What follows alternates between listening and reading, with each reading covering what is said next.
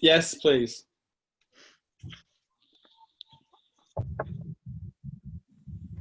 Go ahead, Cecile. Okay, so now that's good. We got rid of the awkward part of the start of a Zoom meeting.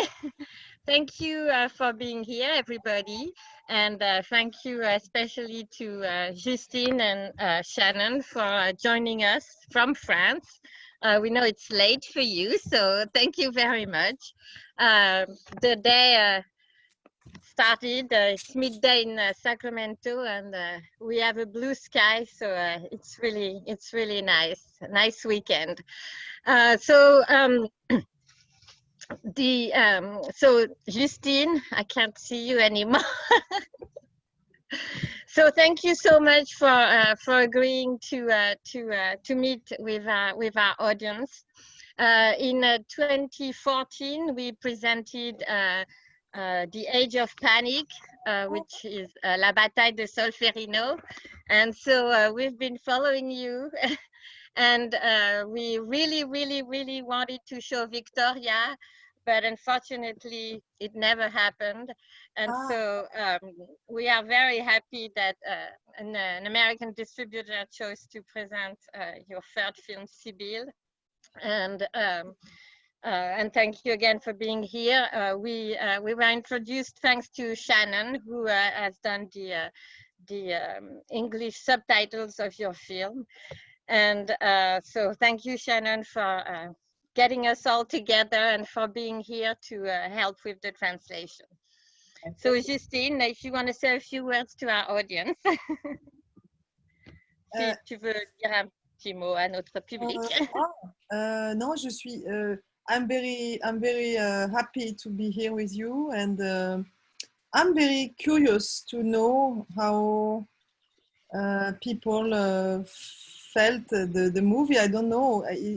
It depends in every screening. It's different. So I don't know how. So I'm curious right now.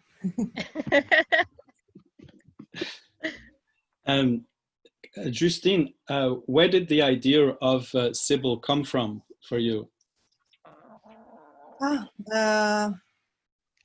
It's complicated to know exactly how idea comes up. I don't know. It's complicated for me to know, but it starts with the idea to every time for me when I begin with a new project, it starts with some lack of something in the latest movie. So for me it was une continuité. Sorry. Continuity, yeah. Continuity, and so it was quite easy for me to, after that first thing, after it was a little complicated because the movie is the opposite of Victoria, and the way it's built is really special because the first part is really mental, and after you have the first part is in life, in the real life, and the real life is a tournage, sorry, a set. So yeah. Mm-hmm. So it was a big work to organize all the flashback in the first part and all the sorry, in English it's complicated for me too. That's good, you're doing really well. Sorry. You can speak in French and a little, yes, sorry. Shannon, can I have some non, je voulais juste dire qu'en gros c'était juste un travail un travail un peu d'arriver à organiser toute la première partie qui est très mentale et où il y a tout le passé de Sibyl qui ressurgit, toute la façon dont ces choses-là surviennent avec la rencontre de cette jeune actrice et comment dire, il fallait croire dans ce film qui a des récits très différents, des formes très différentes entre cette première partie qui est très mentale, où c'est quelque chose de très intime et d'accrocher le spectateur avec ça, et après de partir dans une seconde partie extrêmement différente où ce personnage se retrouve sur l'île de Stromboli avec la nécessité de tout à coup d'être active et de trouver sa place là-dedans. Donc voilà, mais je pourrais parler aussi c'est un film qui parle aussi beaucoup de la vie fantasmée, rêvée, de la vie réelle et cette dualité entre les deux. Donc, voilà. Shannon, could you translate that first little bit and then we'll go to the second part? Sorry. Okay, sure, yeah. So Justine's telling us that it's tricky to organize. It's tricky putting the film together to organize the first part because it's very much in the mind of the character. It's very much mental. She's going through thinking of her past, the flashbacks. Meeting this actress triggers a lot of things for her, and we need to be able to believe both this part and then transition into the second part. So you have this first part that's more intimate and mental, and then the second part, which is really, she's in reality, she's passing into action, and yet at the same time, this is happening on a film set of all places. So I can also say that the film wants to study sort of the duality between reality and fiction and the way the two intermingle. Justine. You guys hear me? Did that work? That worked, yes, thank you. Yeah. Excellent. So, Justine, voulez-vous dire quelque chose d'autre ou est-ce qu'on passe aux questions? Go on, you can continue, yes. Avec les questions? Oui, oui. Okay.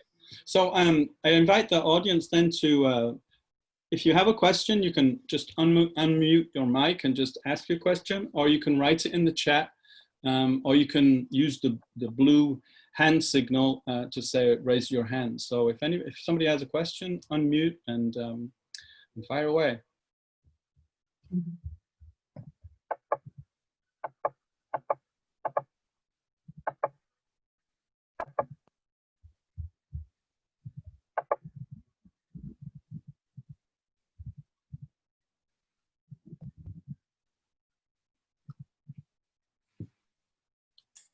Hi, I'm Emma. I have a question. I really enjoyed the movie. It was really different than what I was expecting, and I love the main actress too. I'm a big fan. So my question is, when the director had the complete meltdown on the boat, is it based on the true story? Have you experienced that, or have you seen somebody going through that? It was pretty dramatic and kind of funny at the end too. So.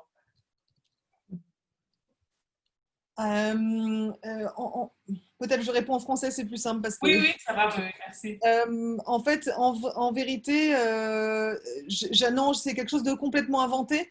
Après, c'est vrai que sur un plateau de tournage, il se passe toujours des choses complètement folles et extrêmement, comment dire, exacerbées. Comme ça, les gens ne sont pas dans leur état normal sur un tournage. Et du coup, c'est vrai que c'est quand même inspiré de choses que j'ai vues sur des plateaux et de comportements un peu anormaux que les gens peuvent avoir. Et je dois avouer que quand on tournait ces scènes sur le bateau, c'est vraiment ce qui se passait sur mon tournage était beaucoup plus drôle en fait, réellement dans la réalité, parce que les gens il n'y avait plus de toilettes, les gens ne pouvaient plus accéder aux toilettes parce que la personne qui dirigeait le bateau trouvait que l'équipe était trop sale. Donc les gens étaient obligés de faire pipi à travers bord. Toute l'équipe était malade et tout le monde vomissait. Adèle Exarchopoulos vomissait avant de revenir pour embrasser Gaspard pour jouer la scène d'amour. Vraiment, ce qui se passait était beaucoup plus fou. Et à chaque fois que je tournais, je disais, mais mince, j'aurais dû intégrer ça, j'aurais dû intégrer ça, j'aurais dû intégrer ça. Shannon. So in fact, actually, the scene is totally made up, but of course, there's a certain great amount of truth to it because on film shoots are always a little bit crazy. People aren't in their normal state, so really nobody's themselves. And I certainly took inspiration from things I've seen. But the fact is, on this boat, in my film shoot, it was even crazier than what was going on in the film. I mean, there were no toilets on the boat, and people were literally having to pee overboard, and everybody was sick. Everybody was vomiting, and you know, Adele was throwing up and then kissing Gaspard, and it was just crazy, even crazier. And I kept thinking, oh, I should have put that in the film. I should have put this in the film. And so it was even crazier. Okay. Go ahead. Okay. So a question in the chat from Chip, and Linda says, most dramedies start with comedy and then shift into drama. I felt like this one went the other way. The second part had more humor than the first. Donc dans des dramédies, souvent ça commence avec le comique et puis ça change et ça devient un drame dans la deuxième partie. Et dans ce film, c'est parti dans l'autre sens. C'était drame au début et puis plus comique après. Alors ça, c'est une chose très, très étrange. Quand j'écris, je ne sais jamais exactement, en fait. Pour être parfaitement honnête avec vous, je ne sais jamais exactement ce qui va être drôle ou pas. Je savais que la partie du tournage était forcément plus comique, mais pour moi, c'est très compliqué d'arriver à juger ça. Et ce n'est pas quelque chose de très calculé. Je sais que, comme spectatrice, j'adore les dramédies. C'est vrai que j'adore les films, quand je les vois, qui ont cette double dimension. Donc, sûrement que je suis très inspirée par ça. Mais après, ce n'était pas forcément un désir de faire... de calculer ça exactement. Après, j'avais conscience évidemment que toute la partie psychanalyse au début est plus sombre et plus sombre, mais après, j'avoue, c'est quelque chose que j'ai du mal à vraiment contrôler au moment de l'écriture, en tout cas. Le ton est toujours quelque chose qui se décide pour moi au montage, vraiment. So yeah, so when I write, I don't really know what will be funny or not, to be completely honest with you guys. And yeah, it wasn't really necessarily calculated to know where the funny parts would be, but I was aware that the first part of the film with the whole psychoanalysis and all that stuff was a bit darker, but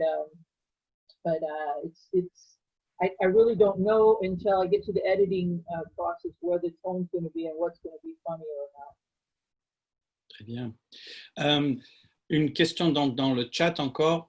Est-ce que l'histoire est basée sur la vie réelle, sur des situations que vous ou d'autres ont connues? So, was any of the story based on any real life situation, yours or others that you were aware of, Justine? Alors, moi, je suis vraiment très attachée à la fiction, à l'idée de fiction. C'est quelque chose qui est, d'ailleurs, à mon avis, dans le film, qui se ressent assez fort. Après, je pense que c'est toujours un mélange de choses qui sont très intimes, mais que j'adore cacher dans une fiction. Et après, oui, il y a plein de choses qui sont inspirées par des amis à moi qui se sont fait avorter ou des gens qui ont vécu des choses compliquées avec cette question de l'enfantement. Et je pense que oui, il y a plein de choses qui sont inspirées soit d'amis à moi, soit de gens autour de moi. Oui, forcément. Je pense que tout ce qu'il y a dans ce film est extrêmement personnel, mais après, c'est pas mon histoire en tout cas. C'est toujours un mix en fait entre plusieurs sources. Okay, so well, first off, I'm very attached to fiction, as you can probably tell, as the film indicates. There are definitely, all my films have some personal tidbits in there, but they're very, very hidden and quite far removed. I mean, I'm inspired by things, obviously, friends who've had abortions or different things that I may have taken some inspiration from, but at the same time, the end result is both, it's very personal without being directly related to my experience, and at the same time, very fictional. Très bien. Thank you, Shannon. Dans le film, le thérapeute de la protagoniste lui conseille de ne pas continuer avec l'enregistrement des sessions de son patient. Est-ce qu'en France, l'enregistrement serait illégal ou contre l'éthique Sorry, I'll just read it in English. Sorry. The protagonist's own therapist counsels her not to continue with the recording of her patient's sessions. I assume in France the recording would not only be unethical but illegal. Is that true? And that was from Bruce. Thank you. Merci, Justine.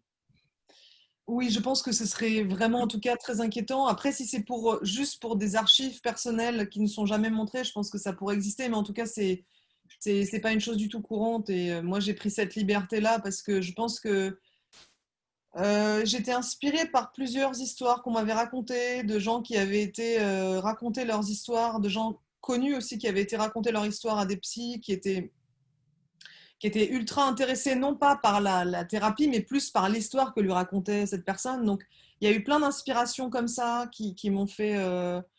enfin, voilà, mais après, c'est vraiment une dérive dans le film. C'est vraiment quelque chose d'interdit. Hein.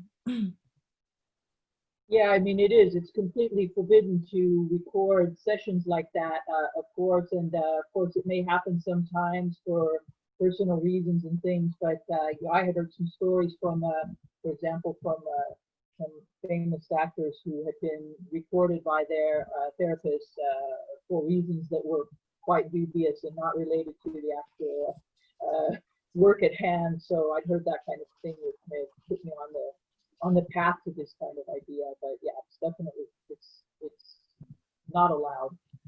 Et il y a juste une chose que je voudrais rajouter concernant cette histoire de psy et d'enregistrement. En fait, avant de commencer, quand j'écrivais, j'ai rencontré pas mal de psy femmes, dont une psy qui m'a énormément touchée. Et à chacune, je demandais toujours la même question. Je demandais qu'est-ce qui, dans votre vie, vous a fait un peu vaciller, vous a fait que votre métier d'analyste a un petit peu tremblé en face de quelqu'un. Et en fait, cette personne m'a dit que une fois, elle a reçu une patiente qui lui racontait que son père, elle venait d'apprendre que son père avait le cancer. Et en fait, elle-même, à ce moment-là, venait d'apprendre, la thérapeute, que son père avait le cancer. Et en fait, elle s'est retrouvée à être dans une situation complètement de miroir extrêmement angoissant où son propre père, à la thérapeute, est mort plus vite que le père qui était atteint du cancer de sa patiente. Et elle a dû arrêter cette analyse parce que c'était impossible. Elle ne pouvait plus la voir tellement ça la mettait face à sa propre histoire. C'est quelque chose qui m'a énormément, qui a été aussi une grosse influence de l'écriture. So I wanted to tell you guys another story about in my preparations for this film. I met with a lot of women therapists, and one in particular, her story really moved me because she told me that she once had a female patient who had just learned that her father had been diagnosed with cancer, and it so happened that this therapist father had also just been diagnosed with cancer. So there was this very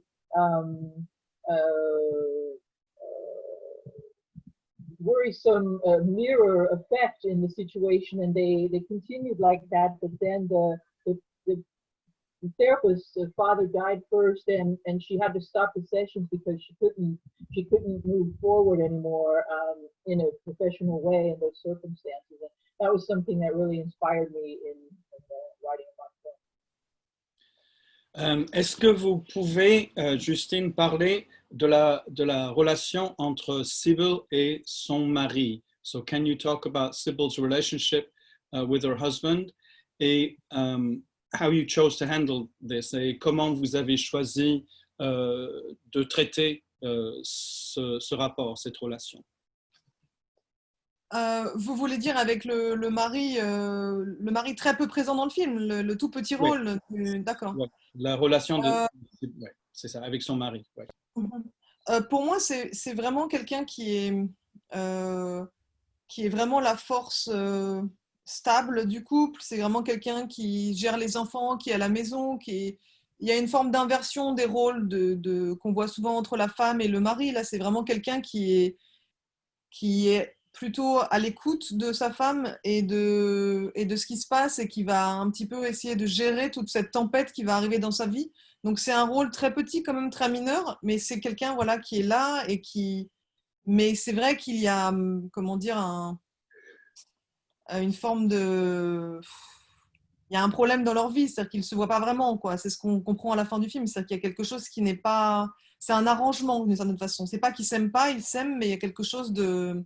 Je pense que comme Sybil n'a pas résolu ses problèmes avant, elle est dans une vie qui est, comment dire, oui, elle est dans un arrangement, quoi. C'est pas quelque chose de, on le comprend très vite dans le film, qui n'est pas simple, quoi. Mais en tout cas, oui, moi j'ai essayé de montrer quelqu'un qui est à peu près à l'opposé de ce qu'on voit souvent des hommes dans les films à la maison et qui tient un peu le rôle de la femme, de la mère au foyer.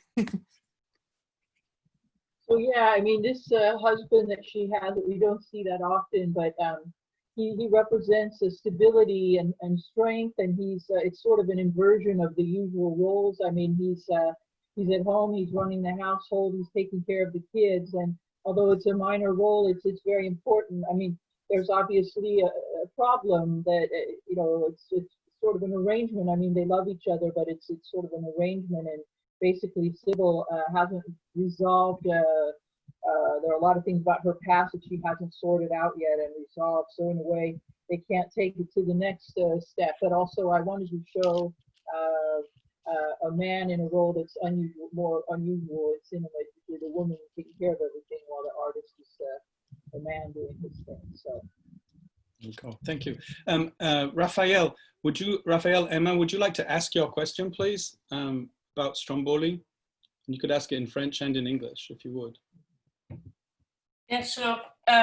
Maybe I'm reading too much into it, but the island was beautiful, and then I noticed the volcano, and I was wondering if you chose this island with the volcano about to burst on purpose as a parallel to the life of Sybil about to explode. Or do I need to do therapy and I'm really reading too much into it? Excuse me, I didn't understand the last part. Oh no, I was making a joke, mais je disais peut-être que j'ai trop lu de sens cachés, peut-être que j'ai besoin de faire une thérapie si c'est pas du tout l'intention. No, you're right. It's exactly that for me. Oh, yeah, okay. It's a metaphor of the mess of her life. Yeah. Ah, ok. Ça donne envie d'aller en vacances dans cette île, en tout cas. Yes. Sinon, on ne peut plus aller en vacances pendant pas mal de mois, mais ça donne envie d'y aller. Yeah. Justine, une question. Est-ce que vous pouvez discuter le choix du titre? Can you talk about the choice of the title? Wow. It was a very complicated story because it was not the initial title, and it was a battle, you know. Sometimes it's a battle in France. It's not just in France, I think, but sometimes it's a battle between many people. And no, Sybil was a direct reference of the TV show in US. I think it's very famous, the book of, I don't remember the name, sorry. But you know Sybil, and it was a shock when I discovered the movie, just the series. And after the movie is my movie is very different, but I think it was like a little comme quelque chose, pardon, je reprends juste 2 secondes en français pour la fin. C'était comme un espèce de chose, vous savez, quand on écrit des fois, pourquoi un prénom plutôt que l'autre, et ça c'était comme une espèce de marotte, mais je pensais pas du tout que le film s'appellerait comme ça, parce que le film devait s'appeler la première séance. Parce qu'en français, la première séance ne signifie pas du tout la même chose qu'en anglais. Il y a un double sens sur séance. Bon, je laisse traduire ça, hein, Shannon. La première séance, c'est la séance de psychanalyse et aussi la première séance de film. Et ça faisait référence aux deux. Mais effectivement, au final, comme le film tourne encore plus sur Sybil que ce que ça a été au début à l'écriture. Au début, c'était vraiment un match entre les deux. Et là, ça a vraiment tout bouffé au montage. Donc au final, ça s'est appelé Sybil. Ok, alors moi, de mon côté, j'ai un peu loupé la fin, moi. Ah mince! J'ai écouté, mais j'ai pas compris, en fait. Ah non, mais c'est pas grave, Shannon. Shannon, c'est pas grave. Elle a aussi le côté par rapport pourquoi ça s'est pas fait au final, c'était trop compliqué pour les acteurs ou les vendeurs. Tu veux dire pourquoi ça s'est pas appelé la première séance, c'est ça? Oui. Ou non? Oui, parce que ça a été, tout le monde refusait ce titre, tout le monde trouvait ça pas bien, trop pénible, trop chiant. Du coup, tout le monde s'est engueulé sur le titre et finalement, ça a fini par Sybil. C'est vrai que c'est un film aussi où Sybil chapeaute tout, c'est une espèce de monde dans Sybil, donc du coup, ça s'est justifié. C'était pas forcément mon choix, mais au final, voilà, c'est comme ça. Sinon, la série, parce que moi, je vois pas trop qu'est-ce que c'est. La série, c'est sur la Alors, personne avec Sibylle, c'est l'histoire d'une jeune femme qui est très tourmentée. Et alors, Sibylle s'écrit Oui, pas comme ça, le Y est inversé, et elle oui, fait c'est ça. une analyse pour une histoire terrible qui lui est arrivée. Oui, Et moi, j'ai adoré, j'ai complètement adoré cette série. J'ai trouvé ça complètement dingue. Mais oui. c'est apparemment, c'était très populaire aux USA. Moi, je sais pas, je sais qu'en France, on connaît pas du tout. C'est par hasard que j'ai vu ça il y a 5 ans, un truc comme ça. Ah, Et d'accord. c'est juste C'est pas le le truc prénom avec est le resté. It's a TV show with Sybil Shepherd Yeah. Ah, okay. Oh, right. from the Okay, okay. from 1995 to 1998. I have never seen it either, but it's on Amazon Prime, so I'm gonna Okay, watch so it we now. watch it after. So yeah, It's so very as far as different. the No, whole, yeah, it's very no, I'm good. different. It's not the same genre. Sibyl Yeah. is really the initial Sibyl is really crazy and freaky, and it's very anxiousness. No, I don't know. It's anxiousness or Anxiety, yeah. so it's not the same. But I really like the relationship between the psychanalyst and Sibyl. So Okay.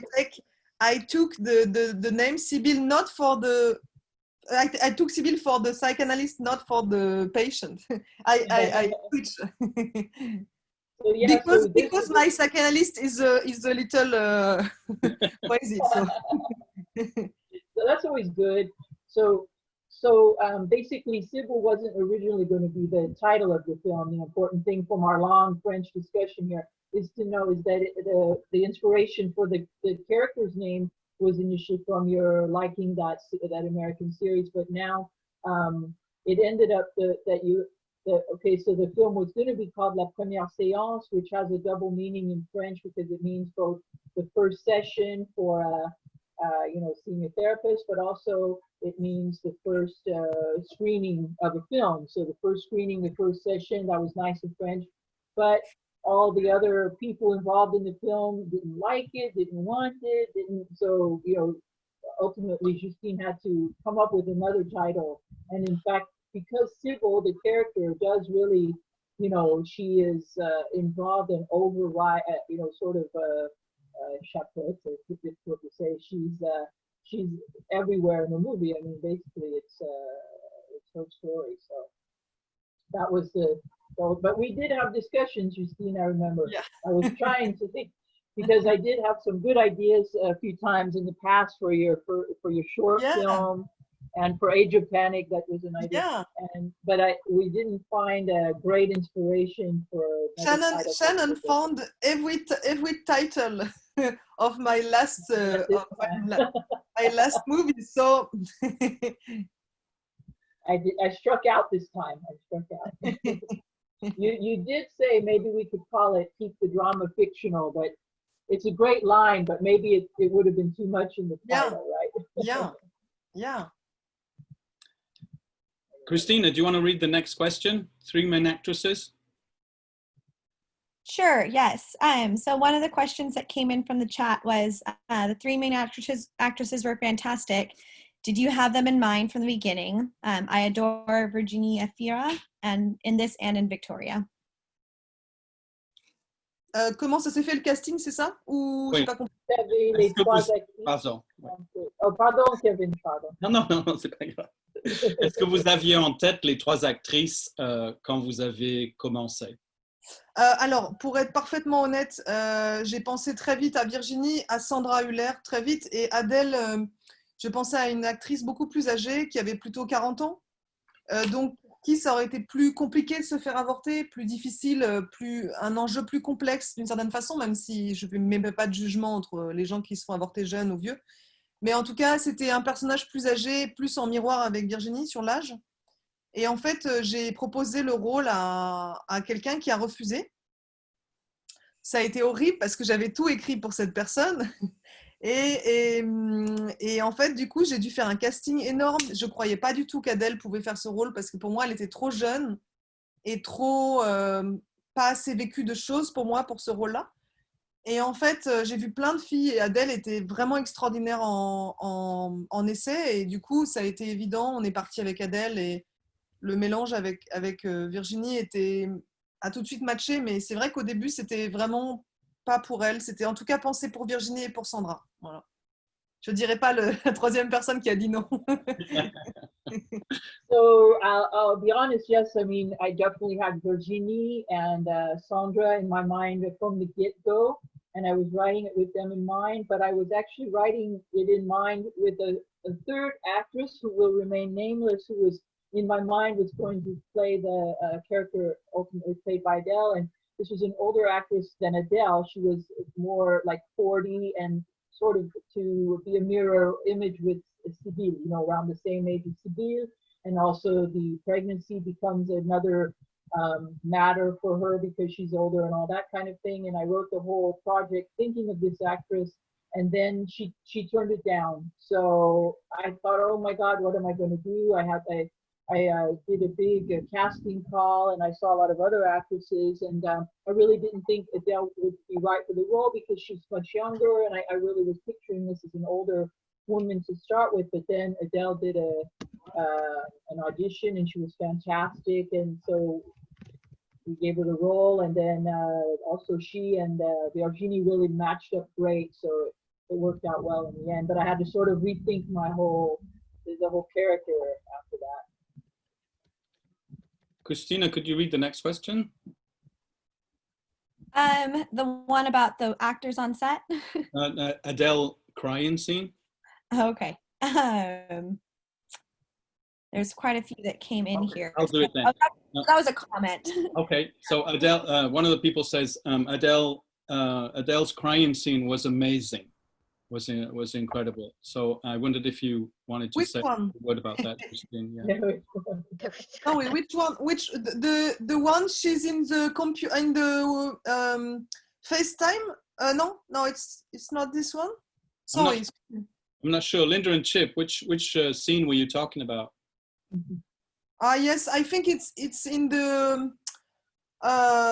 Excuse me, I don't know if it's FaceTime or stuff like that. I think it's FaceTime or WhatsApp. I don't know, but it's this one. I think because she's really in a strange. En fait, en réalité, cette scène, c'était la scène des essais. En fait, c'était celle qu'on a fait en essai. Elle était incroyable quand elle disait. Toute la scène où elle dit je viens là d'où je viens, pour moi c'est la merde en fait, enfin, toute cette scène là en fait où elle se dévalue et où elle dit qu'elle ne pourra jamais sortir de ça, c'est la scène des essais. Et c'est vrai que c'est une scène où elle a été à la fois incroyable au moment d'essai et au moment du tournage. Adèle a une façon elle a une capacité en fait très animale et très étrange de se mettre dans des états extrêmes. Tu veux commencer? Non, je continue ou Et en fait, du coup, il y a disons qu'elle rentre dans une forme de transe et en fait, le truc le plus compliqué à lui demander, c'est de faire des actions en même temps parce que c'est un état vraiment extrême, quoi, où elle est submergée, où elle se met dans un état franchement de transe. Et là, en l'occurrence, c'était très compliqué parce que c'est une scène où en fait franchement moi je lui demandais pas juste de pleurer, je lui demandais vraiment d'arriver à dire des choses vraiment, et pour Adèle c'était une chose assez difficile d'arriver à être dans cet état d'émotion très très fort et en même temps de dire des choses vraiment qu'elle ressent à ce moment-là, et elle devait faire une action en plus, aller chercher quelque chose et revenir, enfin bref, tout ça était extrêmement complexe parce qu'il y avait une technicité en fait du plan qui était un plan séquence, et en plus de tout ce qu'elle avait à dire, etc. Et en fait, il y a eu vraiment, ça a été l'une des rares scènes dans le film où j'ai eu le plus de mal à monter, tellement il y avait de choses bien. Et j'en suis malade parce qu'il y avait 10 scènes, je disais non, il faut prendre ça, il faut prendre ça, il faut prendre ça, parce que je tourne beaucoup. Et ça a été pour moi un cauchemar, parce que souvent c'est l'inverse, il faut trouver la prise bien parmi plein de choses qui vont pas. Et là, c'était vraiment dur parce qu'Adèle était dans un état où j'avais envie de lui écrire 15 lignes de plus parce qu'elle était incroyable, quoi. Quelle scène c'était celle-là? Alors ça, c'est la scène où elle parle à Virginie quand elle l'a... Ouais, par ordinateur, par FaceTime ou ce genre de choses. et qu'elle lui dit ça va plus du tout, ça va pas du tout, et elle est au bout du rouleau, elle est à Stromboli, et je crois que c'est celle-là dont Oui. il parle, j'espère. Donc, dans tout ce dont on parle, c'est cette scène-là, c'est la Ouais, même scène en ouais. fait. Mhm. Et donc, quand tu disais que c'était des essais, ça c'est... Ça, c'est celle-là, c'est sur cette scène-là que j'ai fait les essais pour la choisir. Ah ok, d'accord, donc tu l'as choisi sur cette scène-là, d'accord. Et après, par contre, ça a été tourné à nouveau pour le film, c'est ça? Ouais, bien sûr, ça a été retourné. Ah ouais. Mhm. Ah ok, ok. So, Non, je disais ça parce que je trouvais ça drôle que ça vienne la question juste après le casting, parce que c'est la même scène en fait. Voilà. okay, okay. Yeah, it's funny that the question came just after the question about casting, because actually that's the scene, the one where she's really breaking down on the computer or online chat thing. That's a scene where I chose her from, because that's what she tested on. That's what she did her screen test audition on, that scene.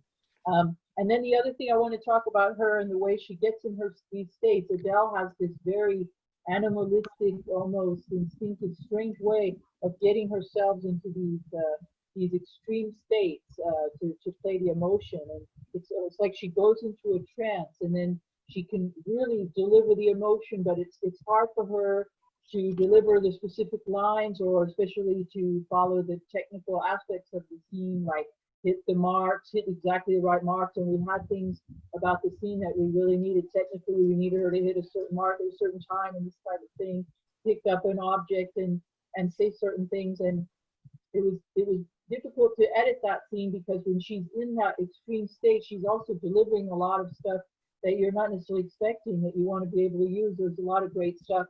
And I had to really work on that scene in the editing to get the good stuff, and also make sure that my technical information was in the scene too. So okay, yeah, that was the scene I was asking about, or just commenting on. The thing that impressed me so much was she was crying so hard, and it's rare to see somebody crying that hard in a film convincingly. And even when she was kind of choking, you could see her throat throbbing. It was just absolutely amazing. Thank you. I think she's amazing, Adele, because she has something very rare in France. For us, it's rare because she's she doesn't play for me in that scene. She has to be in a certain state of, I don't know, dans un état de trance, je pense vraiment, trance, sorry. And she was very, very, after the set, she was totally, elle était vidée, elle était dans un état je sentais qu'elle avait laissé une petite part d'elle, quoi. Il y a quelque chose de comme ça, vraiment étrange, quoi, vraiment. Yeah, so afterwards, she was just like completely emptied out, like she'd left a little piece of herself. I mean, she needed time to get it together, and it's really quite impressive. Okay, very good. Hi, Justine. This is from Max, and he says, the island scenes, especially with the boat, the interpersonal battles, the primary colors and ocean shots, they were all wonderful. And other film directors who you consider to be your mentors or been influenced by, been an influence on you? Have you studied certain directors more deeply? How do they help you find your own creativity? Alors, j'ai pas compris le début, Shannon, excuse-moi, c'est par rapport au bateau, j'ai pas compris. Ok, je le dirai en français. Ouais. Les scènes de l'île, surtout avec le bateau, les batailles interpersonnelles, les couleurs primaires et les vues de l'océan. Donc, tout ça, ça a frappé la personne. Et est-ce qu'il y a des réalisateurs que vous considérez comme des influences ou que vous avez étudiés pour avoir votre créativité? C'est difficile pour moi parce qu'il y a tellement d'influence en plus dans ce film. Même moi j'ai du mal parce que le film en plus, il y a un film presque qui joue avec cette influence de Stromboli, du film de Stromboli, de Rossellini. Donc c'est c'est inclus dans le film. Après, si je comprends bien la question, j'ai l'impression que par rapport à mes influences à moi, je pense que j'en ai beaucoup. Je pense qu'il y a plein de films. Je pense que le cinéma de Cassavetes, c'est une énorme influence pour moi quand j'étais plus jeune. Qu'est-ce que j'ai étudié? J'ai beaucoup étudié, mais ça, c'était pas forcément un choix de ma part, mais c'est parce qu'il y avait un cours dessus sur le cinéma d'Antonioni qui m'a beaucoup marqué. Mais c'est compliqué comment je peux dire, quand moi j'ai commencé à faire ce métier, j'ai été influencée par beaucoup de documentaristes aussi. Je me souviens de Portrait of Jason, qui était un film qui m'avait fascinée, de Shirley Clarke, qui est un film qui m'a vraiment donné envie de faire des films. Et pourtant, c'est un documentaire très simple hein, sur un portrait, mais je pense que c'est un des films qui m'a le plus influencée aussi.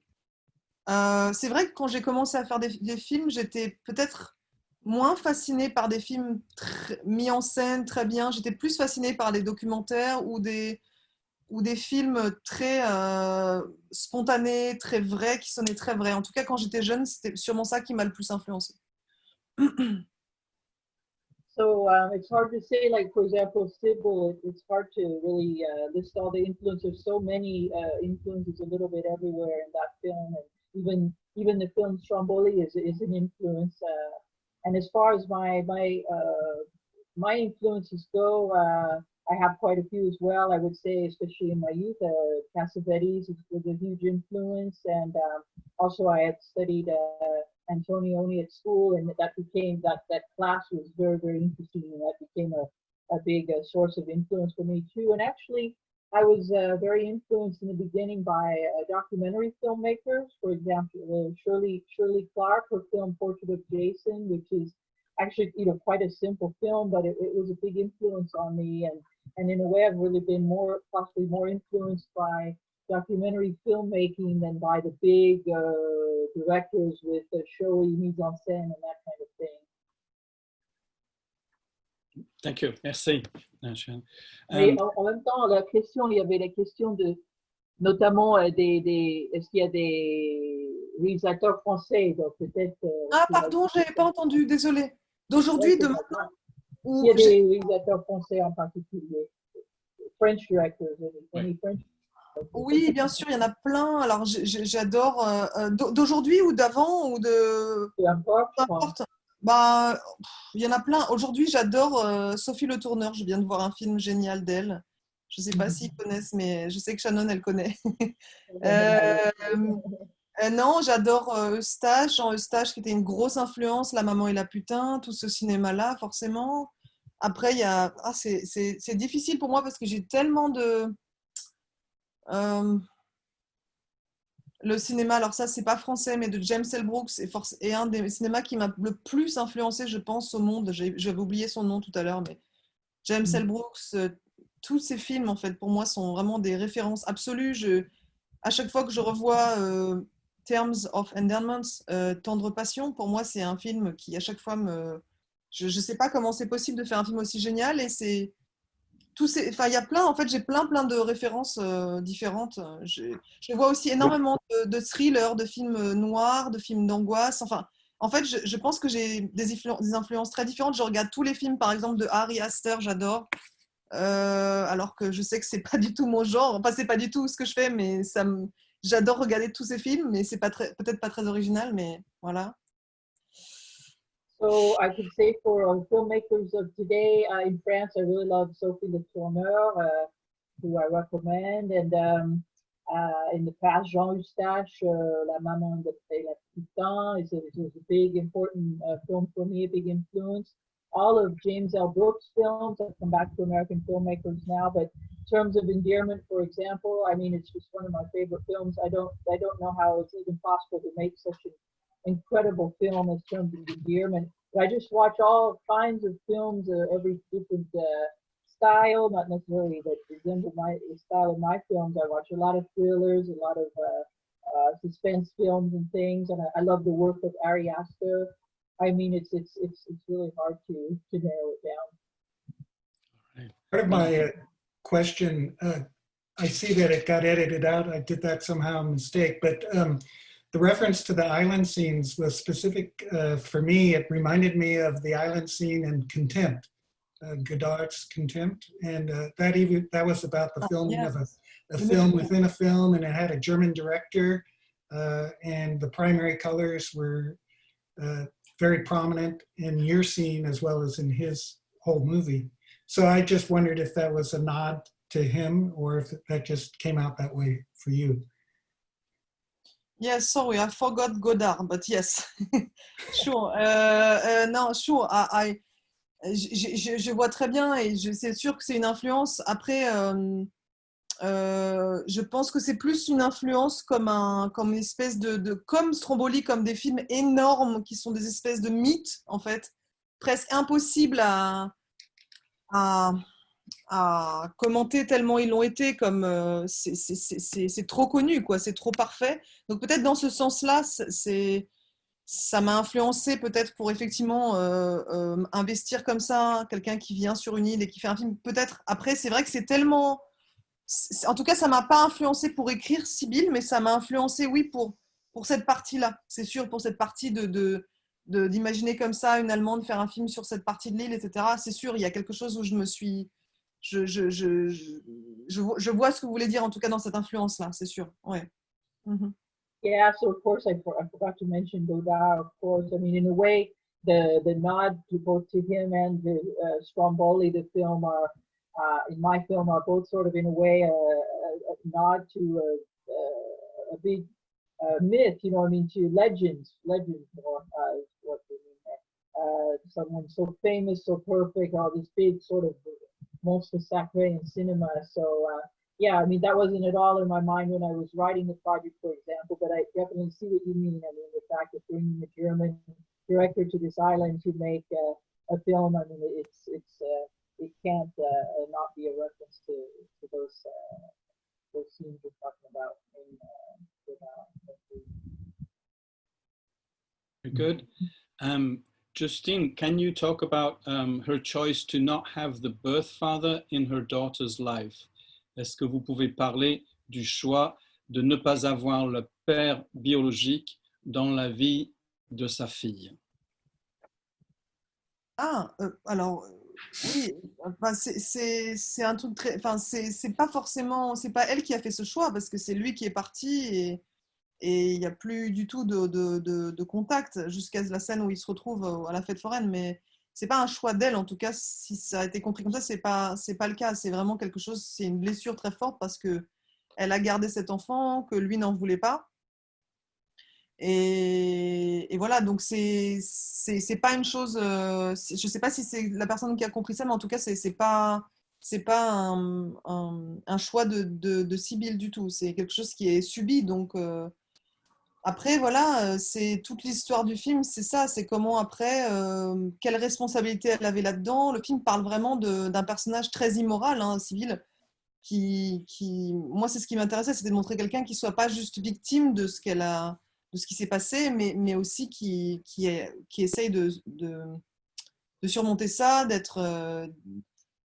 Pour moi, c'est quelqu'un de très actif, en fait. Donc, c'est à la fois quelqu'un qui est complètement submergé par ses démons, par ce qui s'est passé dans le passé, mais c'est quelqu'un qui essaye de transfigurer ça avec la littérature, avec ses livres, etc. Donc, pour moi, c'est un personnage très moderne en ça. C'est pas du tout quelqu'un qui veut subir ça.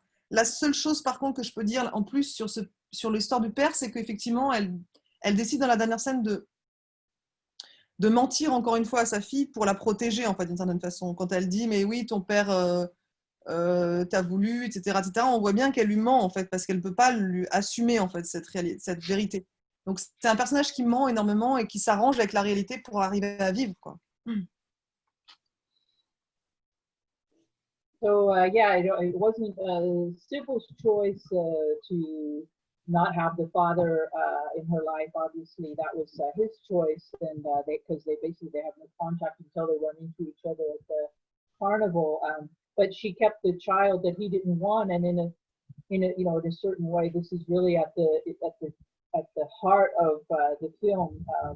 This is what it's about. I mean, really, Sybil is essentially an immoral character. I mean, she's trying to overcome her past and beat down her demons. She's trying to work through these things, and I think she's very modern in that sense. I mean, she doesn't want to be a victim of all of this, so she's always trying to arrange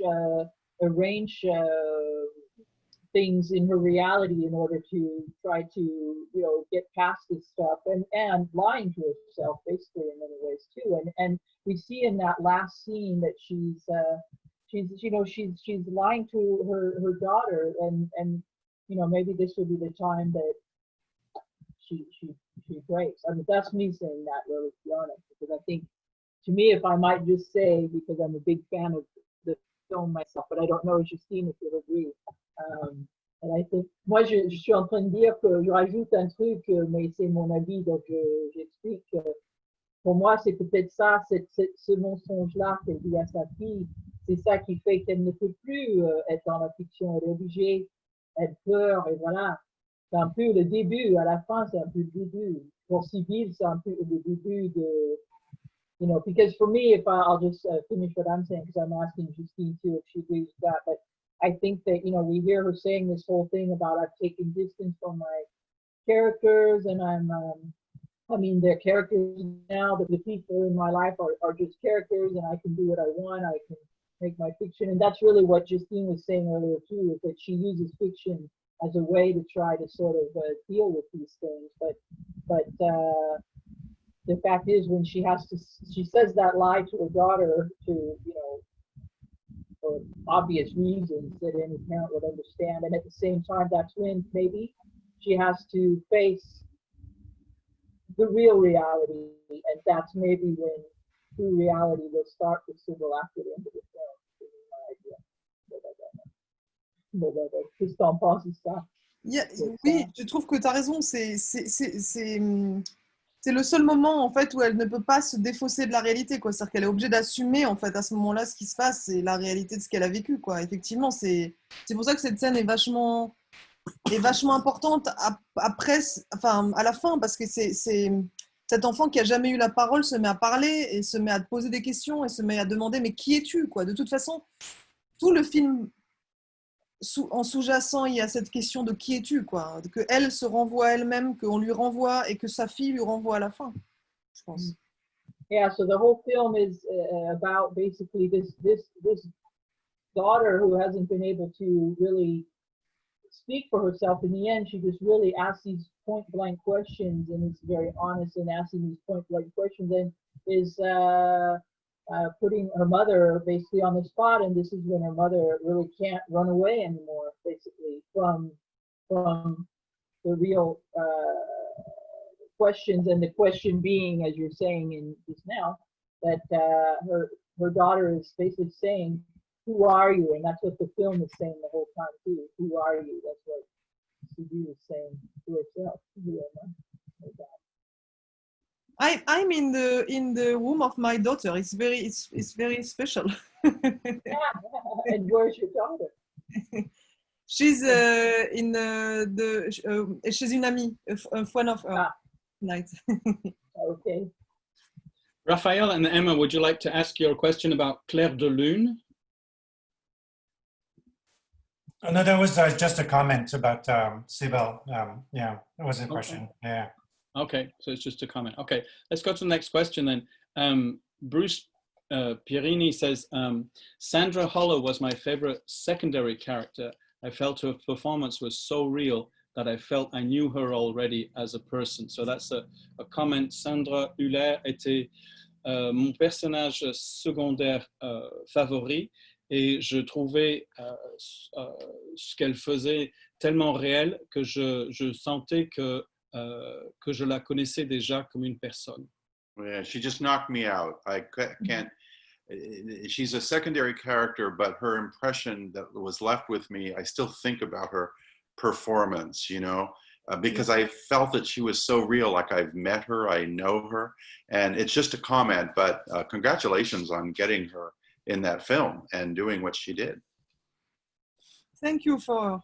C'est vrai que c'est drôle parce que c'est quelqu'un, je le dis, elle m'en voudrait pas de dire ça, c'est quelqu'un qui n'a pas du tout confiance en elle et qui est très exigeante avec elle-même. Donc ça me fait plaisir quand vous dites ça parce que c'est quelqu'un qui est particulièrement très dure avec elle-même. Moi, je l'adore. Sandra, je l'ai adorée dans Tony Erdmann, je l'adore dans tout ce qu'elle fait.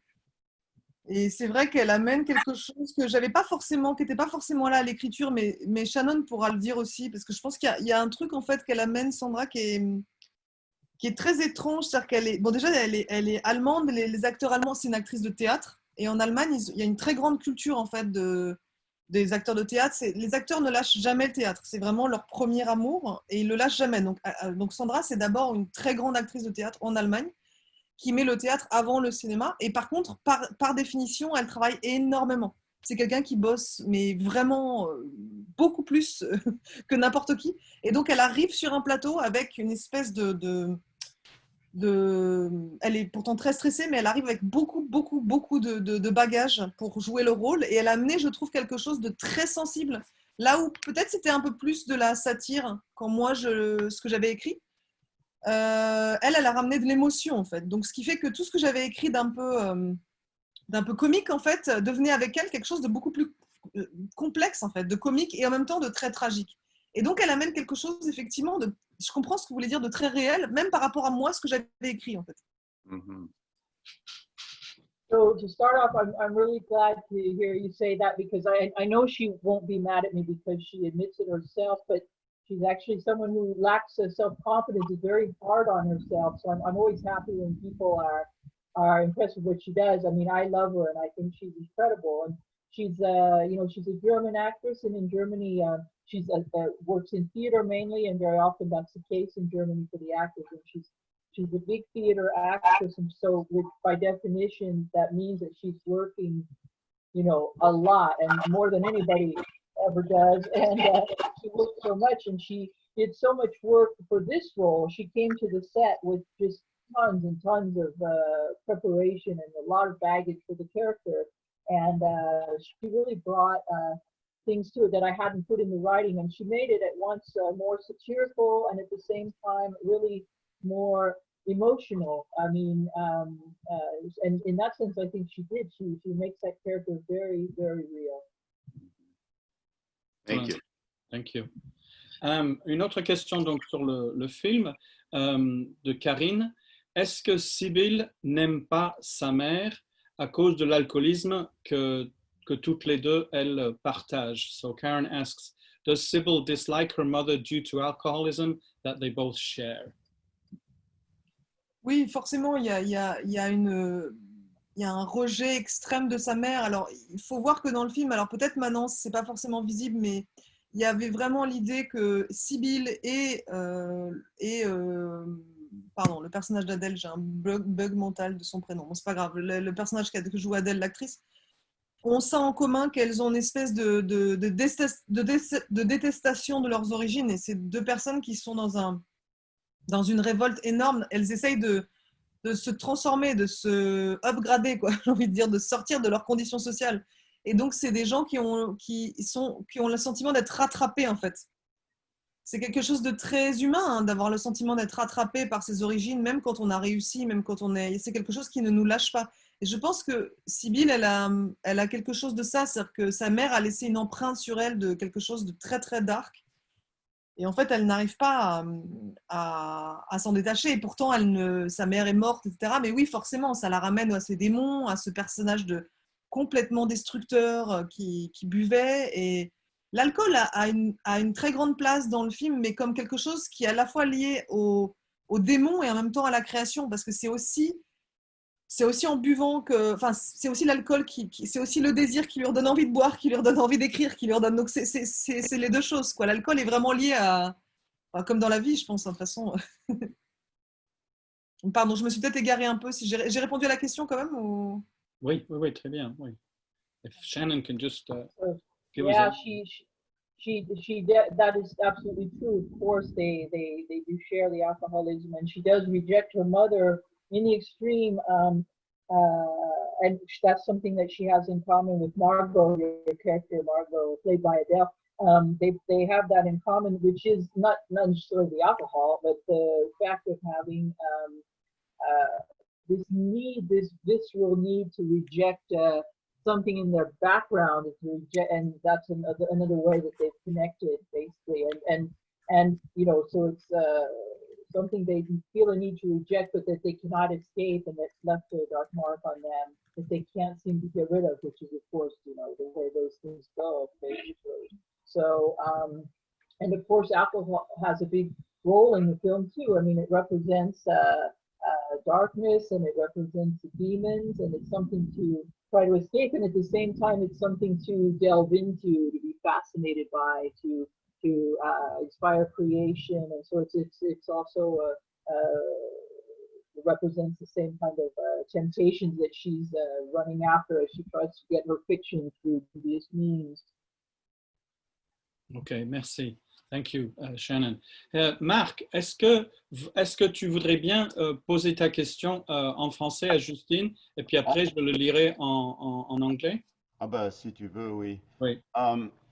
En regardant le film, je me suis demandé si on n'était pas en train de voir le problème qu'ont beaucoup de gens privilégiés, où en fait cette Sibylle, elle a un mari qui l'aime, elle a un bon boulot, sa vie est confortable, elle a 2 enfants qui sont en bonne santé, qui l'aiment, elle a des amis, elle a même un psychanalyste qui est tout à fait raisonnable. Et en fait, on se dit, elle pourrait décider d'être heureuse, mais non, moi j'ai l'impression qu'il y a un peu ce côté où on risquerait de s'ennuyer dans la vie si on se laissait, si on se permettait d'être heureux. Et j'ai un peu l'impression que les acteurs, c'est un peu pareil. On est acteur, on va gagner des sous en faisant ce qu'on aime. Et puis non, il faut qu'on ait des espèces de relations à la con avec le vieil acteur, et tout tourne à la débâcle et la crise. Mais on se sent vivre quand on est dans le malheur. Let me just read the question in English that you wrote in the chat. Thank you, Mark. Watching the movie, I wondered if we witnessed the kind of problems that privileged people create for themselves. Sybil had everything to be happy: loving husband, healthy kids, good job, friends, even a pretty reasonable therapist. Same thing for the actors. Do they fall into a crisis or into crisis just because they are afraid of getting bored if they let themselves just be happy? Merci Marc, merci Justine. Alors en fait, ça me fait penser à une chose qui n'a rien à voir, mais je me souviens il y a un an, à peu près un an et demi, j'étais en montage, j'étais très enceinte, parce que j'ai fait le montage de ce film très très enceinte. C'était pas prévu. Et je montrais, mon mec était parti à l'autre bout du monde, au Cambodge, pour faire un film, et moi j'étais toute seule avec mes enfants, avec un enfant dans le ventre et un autre qui était vraiment là en vie. Et je me souviens que je lui ai montré les parapluies de Cherbourg pour la première fois. Et je me souviens qu'elle regardait ça et elle pleurait, et elle me disait mais c'est horrible, il ne peut pas partir, il ne peut pas se passer ça, c'est horrible. Mais pourquoi est-ce qu'ils ne restent pas ensemble? Et pourquoi est-ce qu'ils sont obligés de se séparer? Et c'est pas possible, ils devraient juste rester ensemble. Et là, elle me regarde, elle me dit, mais en même temps, ce serait vraiment pas intéressant s'ils restaient ensemble. Ce serait vraiment chiant. On pourrait vraiment, je m'amuserais pas. Non, mais je rigole avec ça, hein, mais je pense qu'effectivement, vous avez raison. Mais de toute façon, après, c'est intéressant ce que vous dites, parce que ça, profondément, ça questionne ce qu'on fait comme métier et qu'est-ce qu'on raconte comme histoire. Et je pense qu'il y a 2 types de réalisateurs. Il y a les réalisateurs qui font des films pour raconter des histoires terribles ou cruciales ou sociales, vraiment. Et moi, c'est un cinéma qui peut aussi beaucoup me plaire, hein. Je peux aller voir des films de Ken Loach et adorer, et j'ai adoré même des films de Ken Loach.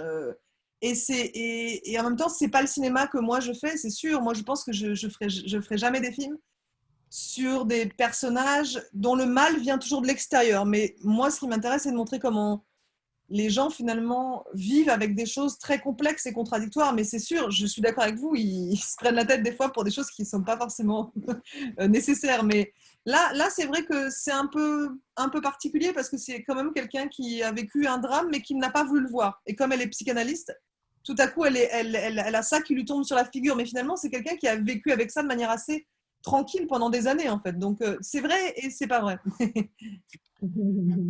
Peut-être qu'à la fin, elle va y arriver. Oui, bien sûr.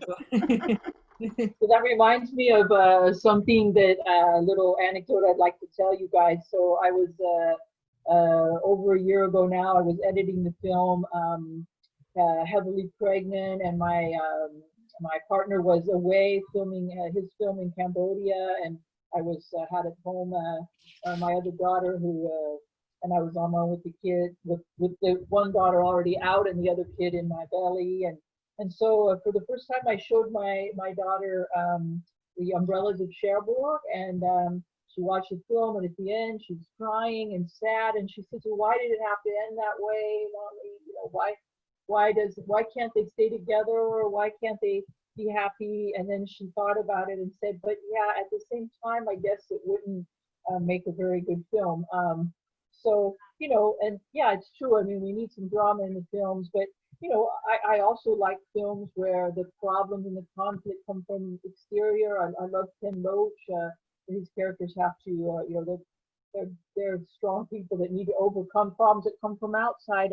But that's not the kind of cinema I make. I mean, my characters are dealing with demons that are coming from within, and but at the same time, my character. So you're obviously totally right. I mean, yeah, these are privileged people for sure. But at the same time, my character has actually been going along pretty well. I mean, when the film begins, we understand that she's been living for quite some time in a stable, relatively happy life, but now she's hungry to shake things up again, basically. So, and as you said, in the end, maybe it will be then again back to happy. Wonderful. Those parts aren't on in the film.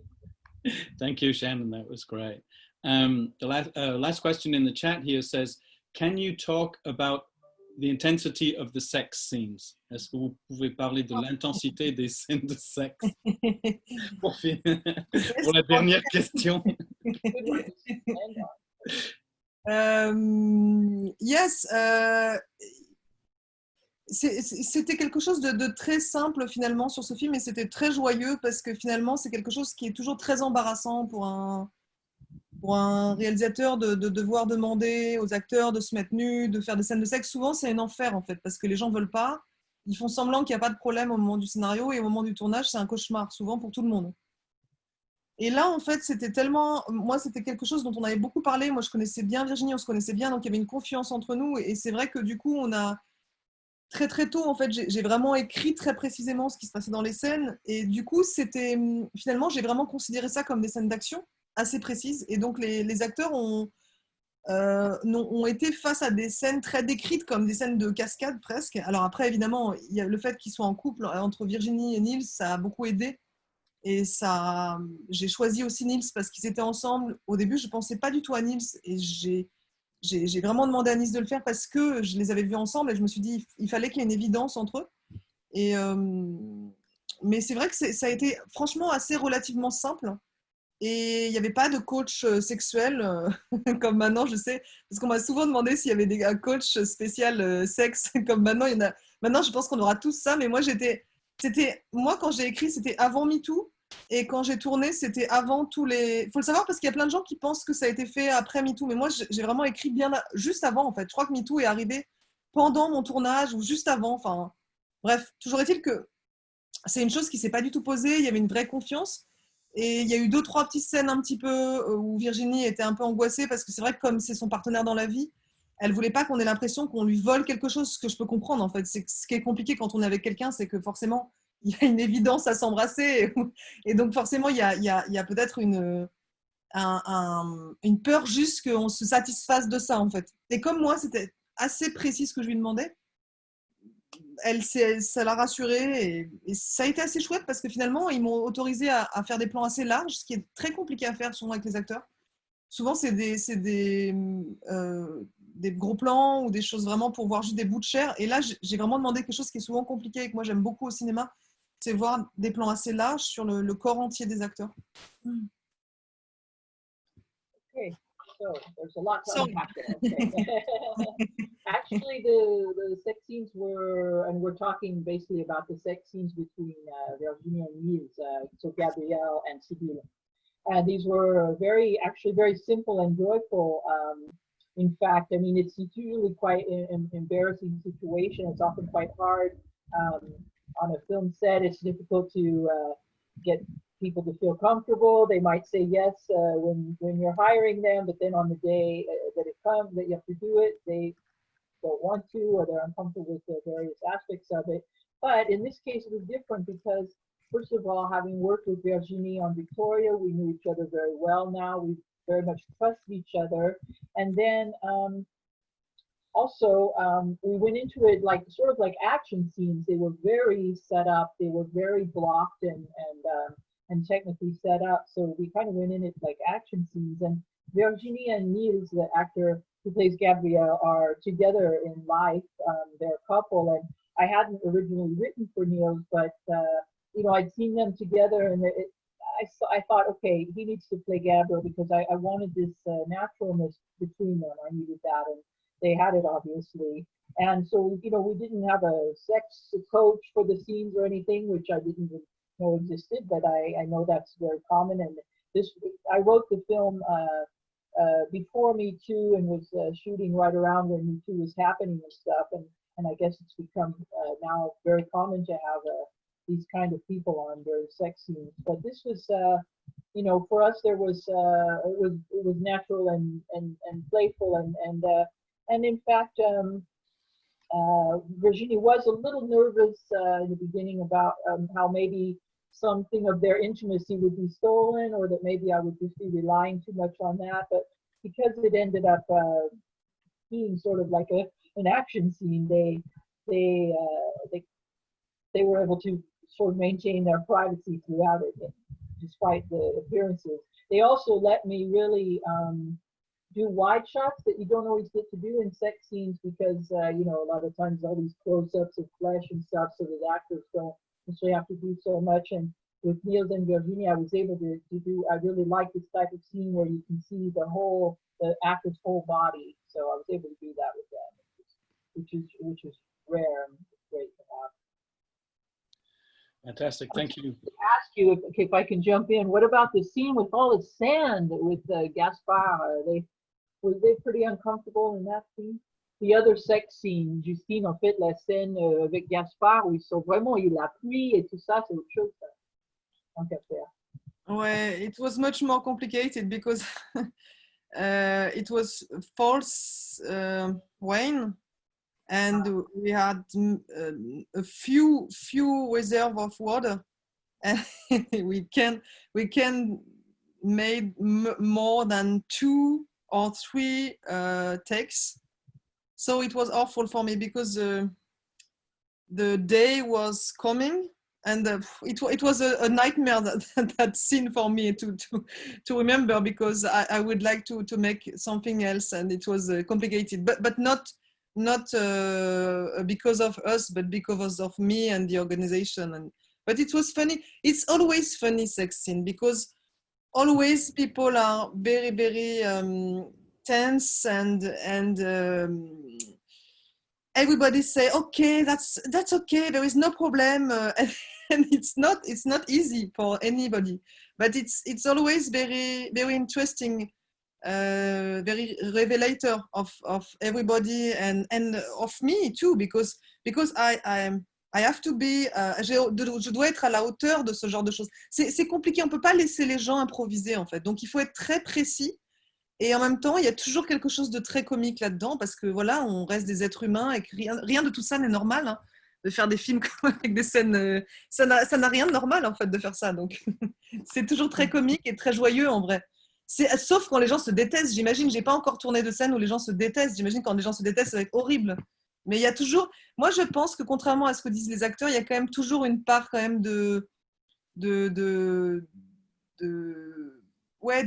choses un peu d'enfance, quoi. On joue à faire ça et c'est quand même assez comique. Voilà. Après, ça, peut-être il y a des acteurs, c'est pas comme ça, mais moi, en tout cas, les 2 fois où je l'ai fait, c'était avec Virginie, et les 2 fois, c'était assez drôle. Voilà. Yeah, so I mean, I have to be strong and lead the thing. You know, I have to, but there's something uncomfortable about it for everybody, and there's something very abnormal about shooting a sex scene. I mean, and yet.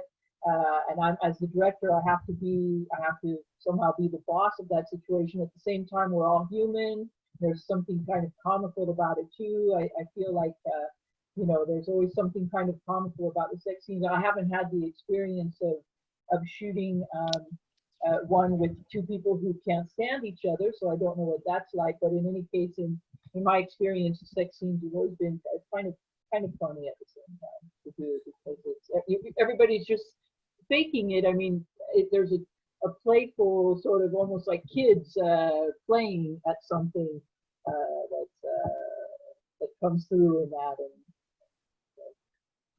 Par contre, je dis juste une chose, c'est important par rapport au climat actuel, il faut que ça se fasse dans un truc de confiance, évidemment. Hein. Je ne suis pas en train de prôner c'est très important. Quand il y a une confiance, c'est plus simple, effectivement. Quand on ne se connaît pas, il vaut mieux, effectivement, se protéger, que chacun se protège. Mais c'est vrai que quand il y a une confiance, c'est chouette parce qu'on sent que l'autre ne va pas nous abîmer notre image. Virginie, par exemple, sur toutes les parties intimes, sur les seins, etc., elle savait que j'allais faire très attention au montage. Et c'est la réalité. C'est-à-dire qu'il y a eu des scènes où j'ai vu des choses que je ne devais pas voir, qui ont été enlevées. En fait, c'est aussi une confiance, réelle, en fait, en vrai. Voilà. Yeah, and it's very important for me to insist on the fact, and this is something, sorry, I forgot to tell you guys myself, Nishan, but at the end of what she said before, which is we all trusted each other, so it all went well. And in fact, especially in the current context, it's really important to insist on the fact that that trust is absolutely essential. And you need to have that trust with your actors, and if they don't feel safe, then there needs to be somebody on set with them, and all that stuff has to be taken very, very seriously, because and you know, Virginie knew that I wasn't going to betray her or use things in the editing that she wouldn't be happy about and things like that. And that's also very, very important. The trust has to continue on beyond the actual scene. And it's important to emphasize that, especially these days. Wonderful. Thank you. Thank you, Shannon. That was great. We have come to the end of the questions. I just wondered if there was anybody who would like to make just a comment, not a question, but tell Justine how much they enjoyed the film, because I know a lot of you wrote to me when you were asking for the link to do this meeting. You're like, oh, I really like the film, I've got to come and see it. So if anyone wants to just tell her how much they enjoyed it, please unmic yourself and let us know. I loved the film. Thank you so much. I just loved it, as I did Victoria. Thank you very much. Thank you. Thank you so much. Keep up the good work. Oh, thank you. Okay, thank you. Yes, love the film too. Look forward to seeing you at the next in-person festival. Oh, yes, I would love it. Yeah. Yes. Very inspiring. Thank you very much. Thank you very much. Have an open invitation, Justine, anytime you want to come and see us. Yeah, I would love it. Yes, yes. Okay, thank you. Thank you very much. Merci. Thank you, Shannon. Thank you, everybody. And yeah. Okay. Well, thank you.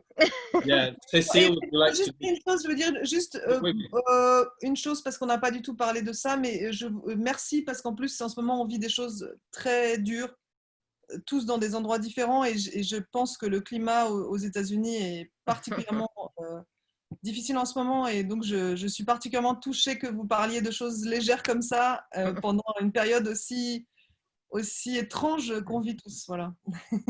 I really wanted to tell you guys also that I'm just very touched that you're here to talk about lighter things at a time when we're all going through hard times everywhere, but maybe particularly right now in the States, you guys are facing some real tough times. So I really thank you for spending this time with me. Cécile, have a last word? Yeah, well, I just wanted to say that, well, thank you for bringing some lightness into our heavy life, sorry. Donc, merci d'apporter de la légèreté à nos vies un peu compliquées en ce moment. And thank you for being here. And I had just one question. Are you working on another film? Do you have another project? Yeah, I was working just... Yeah, I was working just a few hours ago, and yes, it will be different. It's a trial movie, so it's different, but it's quite close in a certain way. But it's different, yes. But there is many English words. Excuse me. Il y a beaucoup de parties en anglais et en français, plus encore que civil. C'est vraiment, ça va être très moitié anglais et français. Ça va être un film très européen. It'll be half English, half French, and so thus very European. Good.